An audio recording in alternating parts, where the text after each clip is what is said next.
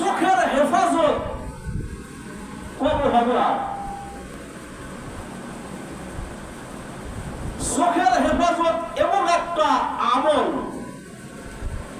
মুজাদ্দিদে মিল্লাত আশরাফ আলী থানভী রাহমাতুল্লাহি আলাইহি বলেন, যদি কোন ব্যক্তি যদি চোখের হেফাজত করতে পারে, একবার যদি তার চোখকে কন্ট্রোল করতে পারে পরনারীর দৃষ্টি থেকে, তার আমলনামায় আল্লাহ রাব্বুল আলামিন 10,000 তাহাজ্জুদ রাকাত নামাজের সওয়াব লিখে দিবেন।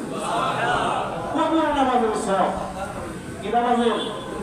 কবুল হয়ে গেছে যে নামাজ আল্লাহর কাছে 10,000 রাকাত কবুল নফল নামাজের সওয়াব আল্লাহ আমার আপনার আমলনামায় লিখে দিবেন। একবার যদি এই চোখকে কন্ট্রোল করতে পারে।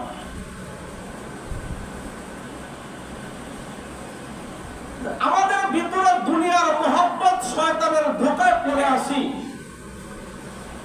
ইসলামের আংশিক আমরা মানছি আর আংশিক মানি না।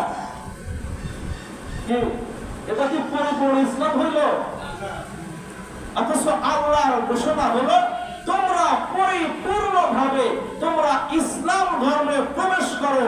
আল্লাহ বলেন বিসমিল্লাহির রহমানির রহিম, ইয়া আইয়ুহাল্লাযীনা আমানু দুখুলু ফিস-সিলমি কাফা ওয়া লা তাত্তাবিউ খুতুওয়াতিশ শাইতান।